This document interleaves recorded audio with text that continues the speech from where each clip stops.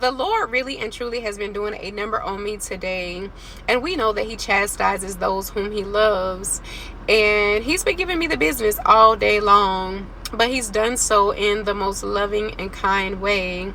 I was sitting here reflecting back on when the Lord told me to resign from my job last year. And it was by far one of the most challenging things that I ever had to do. I was extremely uncomfortable. I was extremely terrified. But the Lord was teaching me how to solely lean and depend on Him for my provision and for guidance. And I didn't realize it, but whenever I made decisions, I would always do so out of consideration of other people. And I'll give you a few examples. So back in 2014, when I made the decision to relocate from Augusta, Georgia to Atlanta, Georgia, I did so out of consideration of my children because I wanted them to be in a new environment, one that would allow them to flourish and grow. When I made the decision to start up a trucking company some years ago, I did so out of consideration of my husband at the time because I wanted us to have an additional source of income.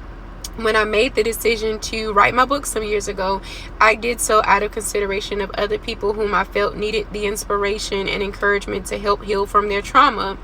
When I moved into the last apartment I moved into, I did so out of consideration of my daughter who worked at a braiding salon right around the corner. When I made a decision a couple of years ago to take out a second automobile loan, I did so out of consideration to another loved one who was utilizing another vehicle in my name.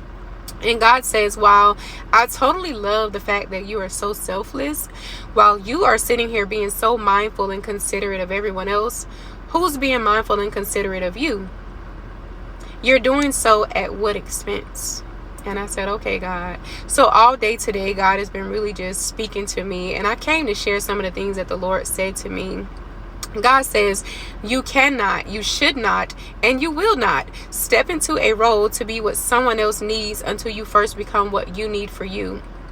I uprooted you from an environment that required you to be what everyone else needed and planted you in an environment that would allow you the space to focus on what you need for you. You do not get to keep setting aside your needs to cater to the needs of other people. And so I shared this because maybe there's someone else out there a lot like me where you're always making decisions out of consideration and mindfulness of other people, but you're doing so at what cost?